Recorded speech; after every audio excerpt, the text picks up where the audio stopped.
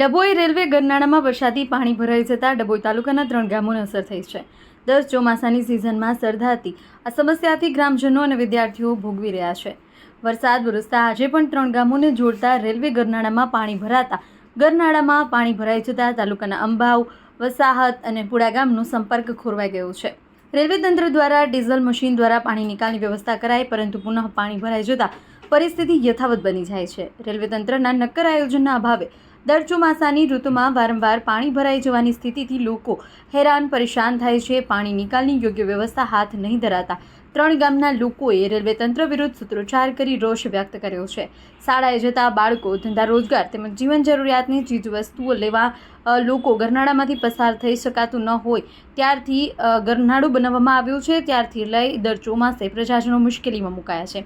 આરોગ્યલક્ષી emergency 108 ambulance પણ ન આવી શકે તેવી સ્થિતિ. પાણીના યોગ્ય નિકાલનું નક્કર આયોજન હાથ ધરાય અથવા ચોમાસાની ઋતુમાં વૈકલ્પિક માર્ગની વ્યવસ્થા કરાય તેવી આસપાસના ગ્રામજનોની માંગ ઉઠવા પામી છે.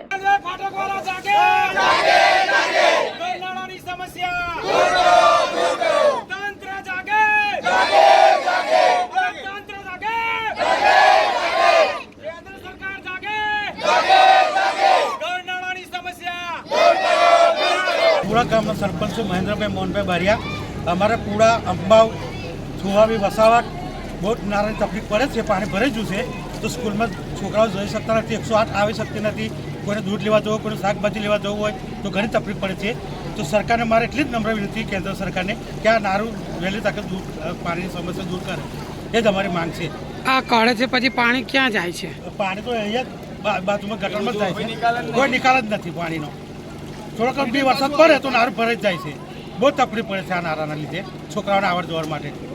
તો આજે સવારે દૂધ ને લેવા માટે બહુ તકલીફ, કોઈ જઈ શકતું જ નથી. અહીંયા નોકરી ધંધાવાળા નહીં જઈ શકતા. આ વાહન બંધ પડી જશે, ટ્રેક્ટર બંધ પડી જશે, બાઇકો બંધ પડી જાય છે. એટલે સરકાર મારે એટલી નમ્ર વિનંતી કે આ પાણીનો જલ્દી નિકાલ કરે. હું થુવાવી ગામનો સરપંચ રેલવે તંત્રને જાણ કરવા માગું છું કે અંબાવ, પુડા અને વસાહતને જોડતો એક ઘર નારું છે. એ ઘર નારાની પાણી રોજ બરોજ ગમે ત્યારે પાણી વરસાદ પડે એટલે પાણી ભરાઈ જાય છે. એને નિકાલનો કોઈ રસ્તો છે નહીં. નિકાલ કરે છે તોય પાણી છતાં અંદરથી બહારથી હોય પાણી પાછું અંદર આવીને ભરાઈ જાય છે. લગભગ છાતીપુર પાણી છે અત્યારે. હવે એનો કોઈ નિકાલ છે નહીં. કોઈને દૂધ લેવા જવું હોય, કોઈને 108 બોલાવી હોય, છોકરોને સ્કૂલે જવું હોય, ટ્યુશન જવું હોય તોય કોઈ એનો નિકાલ છે નહીં. કોઈ બીજો રસ્તો છે નહીં. વૈકલ્પિક રસ્તો આપવા રેલવે તંત્રને માંગ પહેલાં પહેલી તો. અને બીજું કે આ છોકરો સ્કૂલ નહીં જાય, એમની જે રજાઓ પડે છે એની જવાબદારી કોણ લેશે? પહેલું તો નાના છોકરાઓ ભણવા જાય છે. હવે કાલે ઉઠીને મા બાપ જોડે ના હોય ને એકલું કદાચ નીકળ્યું અને કદાચ કંઈ થઈ ગયું તો એને જવાબદાર કોણ?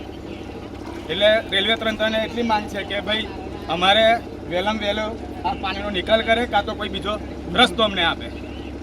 ઉપરથી રસ્તો આપે, 4 મહિના ચોમાસાને લીધે ઉપરથી રસ્તો આપશે તોય ચાલશે. અમે સમજી વિચારીને છરકીશું તમારી રેલવે પર, બરાબર છે?